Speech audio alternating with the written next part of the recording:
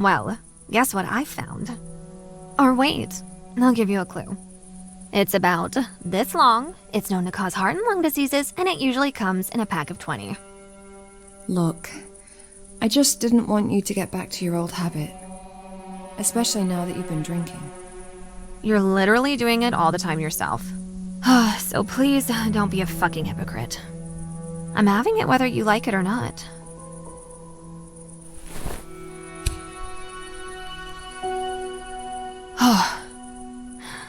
This is heaven. Oh, why did I ever quit? Jenny, there's something I want to talk to you about. I'm not sure if I fed Richard the way I was meant to. Wait. Who is Richard again? The horse? Oh, right. Oh, sorry. Too much wine makes me forget stuff. By the way, I'm trying to get Kieran drunk so he would tell me more about the bunker door in the basement. He's lived on this farm for a long-ass time, right? He's gotta know something. Another few drinks and he'll spill it all to me like a good little girl. I killed someone. It was in self-defense, and I... Please stop. I don't want to know. But... My lawyer always warns me to stay away from this sort of stuff. No offense, Angie. I get it. You did some bad shit. Didn't we all? But I'll be damned if I get dragged to court as a witness for something you did. It could potentially ruin my career. So, you know. Just keep your mouth shut and you'll be all right, I'm sure. I hurt myself sometimes. I know it's stupid. As a nurse, I even used to learn about it. There was one time I was in so much emotional pain that I tried it, and it did bring me some relief.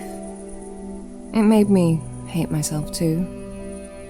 I think sometimes that if I hate myself, it will make it easier just to...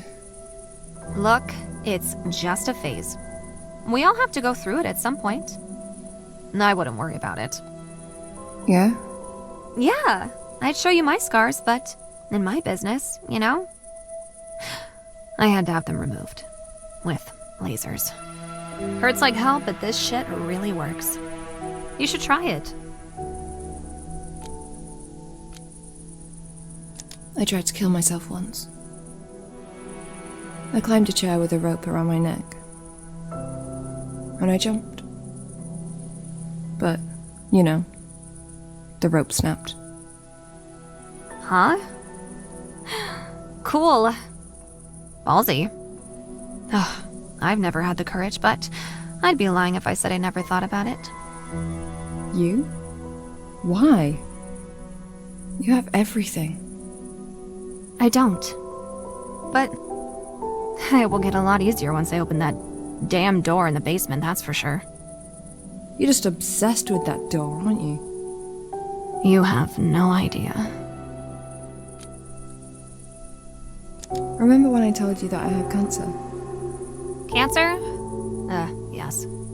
But didn't you say you were getting better? No? This is incurable, inoperable lung cancer. It'll keep growing until it kills me. Are you sure? You don't look like you're dying to me. Wait, what? Of course I'm sure. Just because there's no blood pouring out of my eyes and I don't crawl on the floor doesn't mean that I'm fine. For now. I don't believe you. My pap had cancer, and he looks like Uncle Fester. You know, from the Addams Family. And he puked a lot.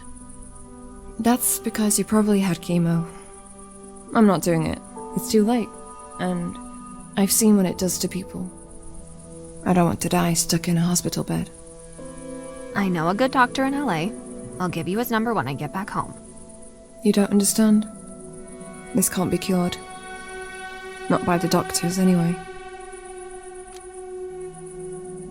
I want to live, but I don't even know how to anymore. I can feel the doom clock ticking above my head and it's driving me insane. I should make a bucket list like other people do, to live while I still can. Do cool, crazy stuff like bungee jumping or swimming with fucking dolphins. But instead, here I am, unable to accept what's coming, desperately trying to cheat death. But no one has that kind of power. Least of all me. Hey! I swam with dolphins in the Bahamas last year. What? Uh-huh. Did you know? The dolphins don't really smile. I mean, they look like they do. But they don't. It's just the shape of their face. This isn't about dolphins, Jenny. It was just an example. All right. Jesus, just fucking chill, will you? That's exactly what I'm talking about. I can't chill because I'm fucking dying. We're all dying. But we're not dead yet, are we? By the way, when dolphins die, imagine this. They still smile. That's great, Jenny. That's great. I don't really have any friends. I mean, I have colleagues from work, well, mostly just Tracy, because working for the agency, I travel a lot, covering shifts in hospitals and nursing homes all across the country. The pay's good, but you don't really get enough time to bond with anyone. This job here is quite different. I don't usually spend that long in one place. Angie? Why are you telling me this? I just need a friend, I guess. A real one. Someone like you. Me? Angie, are you blind? You really think I'm a good friend material for anyone, let alone someone like you? Look at me. I'm a Hollywood star.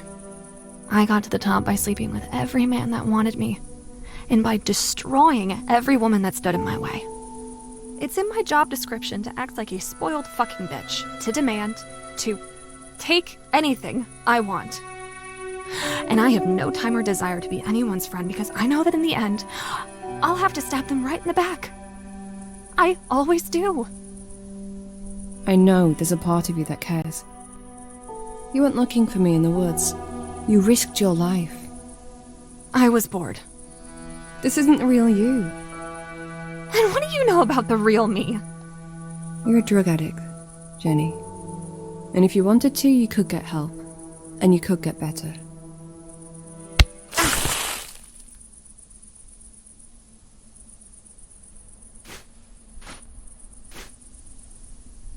That'll teach you to mind your own fucking business. Oh, and by the way, I think you made it all up. You don't really have cancer, do you? You just wanted people to feel sorry for you. And that's fucking pathetic, you know.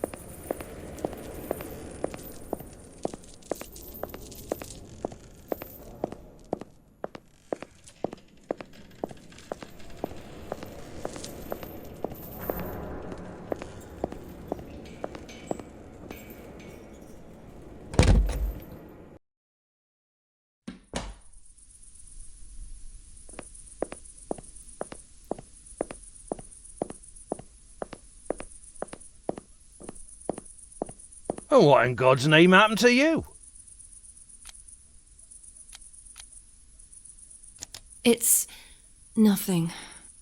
Trying to fool an old man? That's not going to work, dear.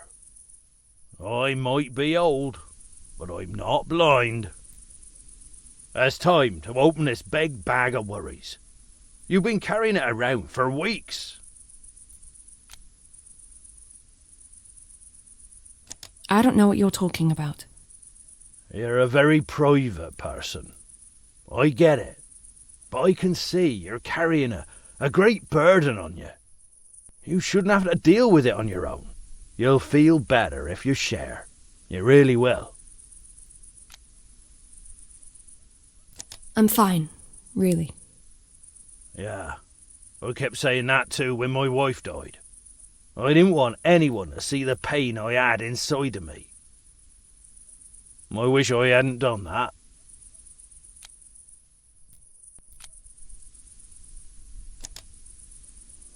Alright, I'll tell you.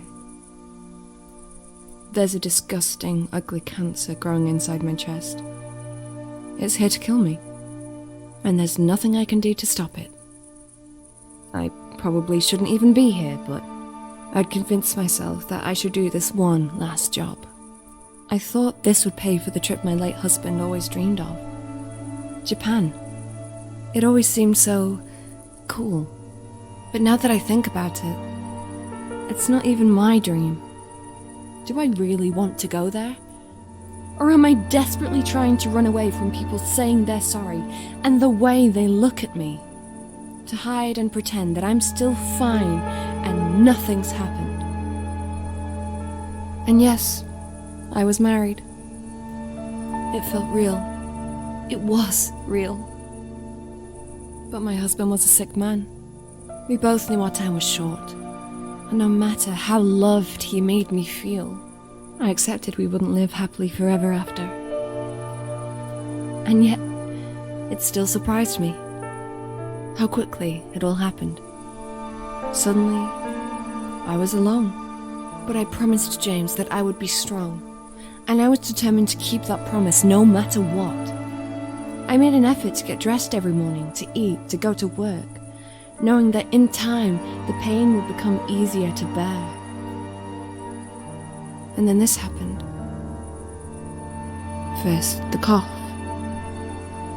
then the chest pains, and blood on the tissue. I couldn't believe the same fucking thing was happening to me. I lost a husband, but I wasn't ready to lose my life. I mean, I promised him I'd live on. But they called me in, and they confirmed what I already knew. I remember they all looked down at their shoes whenever they mentioned the word cancer. That fucking cancer! Was it because I smoked more since James had died? But some people smoke all their lives, and they never get sick. Life had taken so much from me already, and then it still decided it wasn't enough yet, so it came back for what's left. What did I do to be punished like this? Why me? It's not fucking fair! So, now, I know how this ends. I get nowhere. My whole life was fucking pointless. I achieved nothing, and those few people that know me will soon forget I ever existed. And on top of it, I'm probably losing my mind because I've seen things. A talking cat from a burned house, different worlds, disfigured creatures. But that's probably just my cancer spreading into my brain because I'm sure it was all in my head. George, I'm just tired. I'm scared. And now I'm covered in mud, and I don't even have any clean clothes to put on. And I...